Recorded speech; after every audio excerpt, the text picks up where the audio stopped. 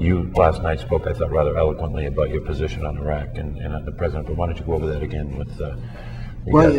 After I retired from the military on the 1st of June, I came up with a detailed plan on exactly what I thought about the war in Iraq and the global war on terrorism. As a military officer, I wouldn't speak on it until I was fully retired. It wouldn't have been appropriate. I came up with a detailed plan, which is available on my website. And I firmly believe invading Iraq was a mistake. Saddam Hussein was brutal, ruthless dictator, but there was no evidence of the weapons of mass destruction or any evidence that he was going to plan a terrorist attack against us. Let's talk about the weapons of mass destruction just for a second, because it seemed at the time that all of the intelligence information available to anyone was that he had weapons of mass destruction. But yet the UN inspector kept saying, no, he didn't. Yeah, nobody trusted him. They always thought he was on the other side. But now, we can argue all day whether it was a right move, but it's history. Right. So now let's look at the future. Right. Okay, that's where we need to go. Where do we go from here in Iraq? And it's a difficult question. I firmly believe that if some have suggested cutting and running, which I think would be a tragic mistake, because we need to have that region stable. If that whole region was destabilized, who knows what would happen. More than it is now. It's already absolutely, it'd be much worse. So let's, I think I define victory in Iraq as when Iraqi people can provide their own safety and security. Now, we went into war, which I think was a mistake. We didn't have enough troops. They didn't have the right equipment.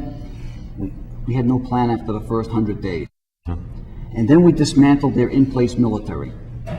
So now we have a moral obligation to defend them and protect them. Yet they're fighting amongst themselves behind us as that's going on. So we have to work with the Iraqi people until they can provide for their own safety and security. The success is they finally had free elections in Iraq for the first time in those people's history. Those people, there's a cultural change also taking place. They've never lived under this type of system before. Right. So there's a big change right there. If you even look toward the north to the former Soviet Union, they're still going through some huge growing pains as they're trying to adapt capitalism and democracy. Unfortunately, our president has lost credibility on the world stage.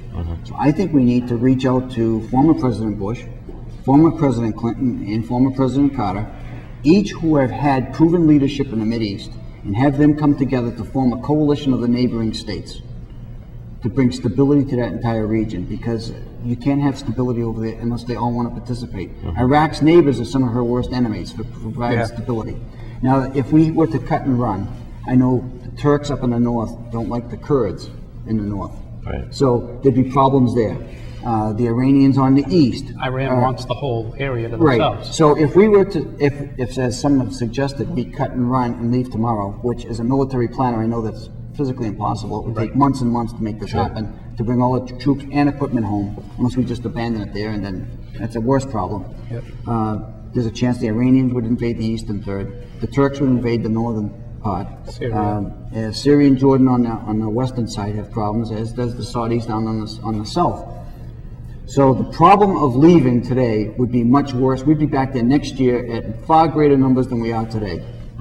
And that's part of the risk management we have to look at as we assess this entire What region. about this idea of a timeline or a time frame? Well, yes. When I look at that, the Iraqis do have a government, but they're on a month vacation right now. Well, I got to tell you, it is. As an American citizen, knowing we're trying to help them, and yet their leadership is taking a month vacation, there's something fundamentally wrong there. And I think that's where we need leadership in Washington to place greater demands on them and look them in the eye and say, hey, this is unacceptable. You need to step up. You need to be on the leadership for your own country, because until you want that country as your own, it's not going to happen.